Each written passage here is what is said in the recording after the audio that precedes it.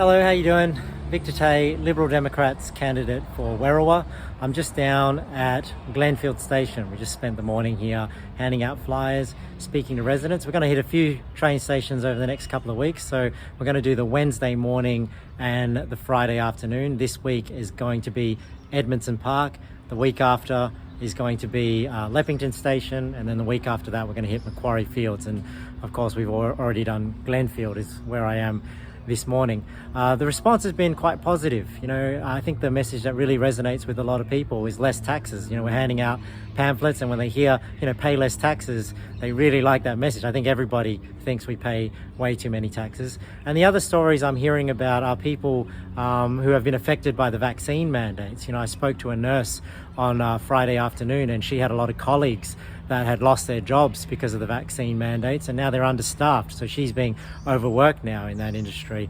Some other stories I'm hearing about too is just people, losing their jobs because of the vaccine mandates or being coerced into taking the vaccine. I mean, I personally know people that would not have otherwise taken the vaccine were it not for them losing their jobs. And I just think this is completely wrong, because in Australia, even our vaccination handbook says that vaccines should be free from coercion. And if you have to make a financial decision about whether or not to take the vaccine, this is completely wrong. Vaccines should be a free choice, and they should be a medical decision, not a financial decision.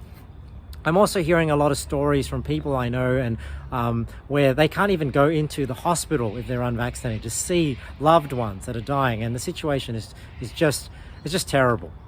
So, we want to end these mandates, and sometimes people ask, well, what can the federal government do about it? Because we don't want to infringe upon the rights of private business owners. And you also hear this from the federal government saying, oh, it's the state's problem. The state governments are mandating it. And, Scott Morrison is saying, oh, we don't have a mandatory vaccination policy in Australia. So what are some things the federal government could do about it?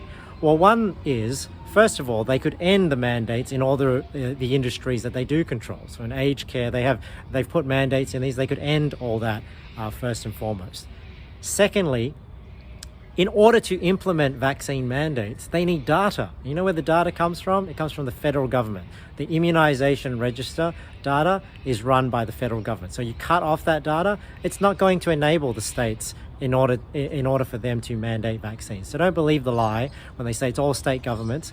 Federal governments provide the data. They're in it together, right? They enable businesses, they enable the state governments in order to mandate these vaccines. Number three, they could untie mandatory vaccines to any government programs and welfare programs. So they say, well, they're not mandatory, but then they coerce people financially into getting vaccines by tying it into these government programs and welfare programs. And last of all, they can condemn businesses and state governments and federal government for mandating the vaccine. So speaking out against it and being the voice for people that have been either coerced into vaccines or have lost their jobs or been affected by these vaccine mandates. So if you are against vaccine mandates and you want the segregation to end, this election, vote for less government and more freedom. Vote 1, Victor Tay, Liberal Democrats for Werriwa. Visit victortay.com.au to learn more, and download our Freedom Manifesto, which outlines our 10 policies for the coming federal election. Authorised by John Humphreys for the Liberal Democrats, Mount Waverley, Victoria.